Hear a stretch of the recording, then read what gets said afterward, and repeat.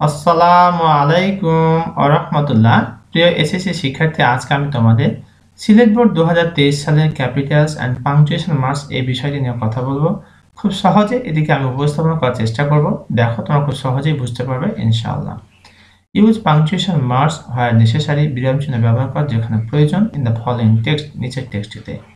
এই পাশে আমরা দেখতে পাচ্ছি কোশ্চেনটি রয়েছে আর এই পাশে আনসারটি রয়েছে।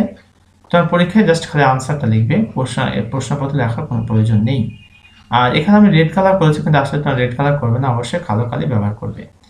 Mainul Islam is a qualified farmer in Noga. He lives in his village with his two brothers.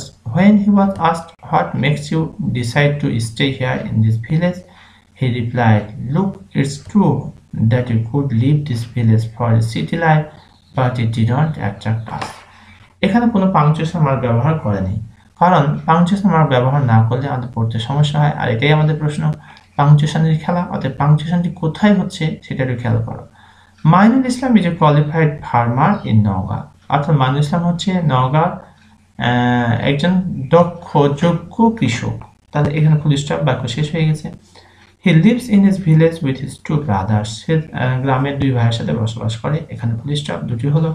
When he was asked, যখন তাকে জিজ্ঞেস করা হলো, what makes you decide to stay here in this village, what makes you decide to stay here in this village, এই গ্রামে অবস্থান করতে কোন জিনিসটি সিদ্ধান্ত নিতে বলছে, হোয়াট মেক্স ইউ, কোন জিনিস তোমাকে করে থাকে আর কি, এখানে অবস্থান করতে বলে আর কি। হি রিপ্লাইড, সে বলে, লুক, দেখো, it's true that you could leave this village, আমি এখানে বাস করতে পারতাম, ফর এ সিটি লাইফ।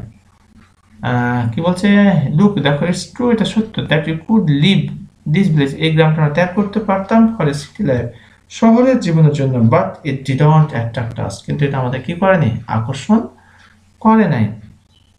তাহলে দেখো, যেখানে যে পাংচুয়েশন মার্ক ব্যবহার হবে তা আমি রেড কালার দিয়ে বুঝাই দিয়েছি। তোমরা একটু মনোযোগ সহকারে প্র্যাকটিস করো, ইনশাআল্লাহ তোমাদের কোনো প্রকারের সমস্যা হবে না। আর যদি কোথাও কোনো সমস্যা হয়ে থাকে তাহলে কমেন্ট করে জানিয়ে দাও, ইনশাআল্লাহ I will try my best to give your comment reply. এতক্ষণ পর্যন্ত সাথে থাকার জন্য অসংখ্য ধন্যবাদ। এখানে শেষ করছি। আসসালামু আলাইকুম ওয়া রাহমাতুল্লাহ।